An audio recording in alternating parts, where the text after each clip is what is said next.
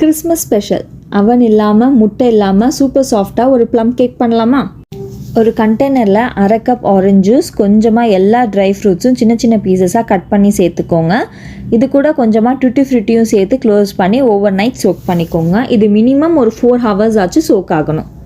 Mixie ஜாரில் 1 பட்டை, 2 கிராம்பு, 1 ஏலக்காய், 5 பெப்பர், 1 டேபிள் ஸ்பூன் சுகர் எல்லாமே போட்டு ஃபைன் பவுடராக கிரைண்ட் பண்ணிக்கோங்க.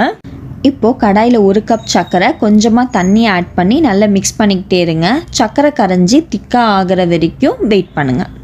இப்போது இதை ஒரு பவுலில் ட்ரான்ஸ்ஃபர் பண்ணிவிட்டு 1/4 கப் எண்ணெய், 1 டேபிள் ஸ்பூன் வெண்ணிலா எசன்ஸ் விட்டு மிக்ஸ் பண்ணிக்கோங்க. இது கூட 1 கப் மைதா, 1/4 கப் பால் powder, 2 tablespoon cocoa powder, 1 spoon baking powder, அப்புறம் நம்ம அரைச்ச பவுடர் எல்லாத்தையும் சேர்த்து ஒன்றா மிக்ஸ் பண்ணிவிடுங்க. நம்ம நேற்று நைட் சோக் பண்ணி வச்சதை இது கூட மிக்ஸ் பண்ணி ஒரு 2 டேபிள் ஸ்பூன் பால் கன்சிஸ்டன்சிக்காக ஆட் பண்ணிக்கலாம். பட்டர் பேப்பர் இருந்தால் அதை யூஸ் பண்ணிக்கோங்க. இல்லைனா இது மாதிரி பட்டர் தடவி மைதா போட்டு டஸ்ட் பண்ணி நம்ம ரெடி பண்ண பேட்டரை விட்டு ஸ்ப்ரெட் பண்ணிவிடுங்க.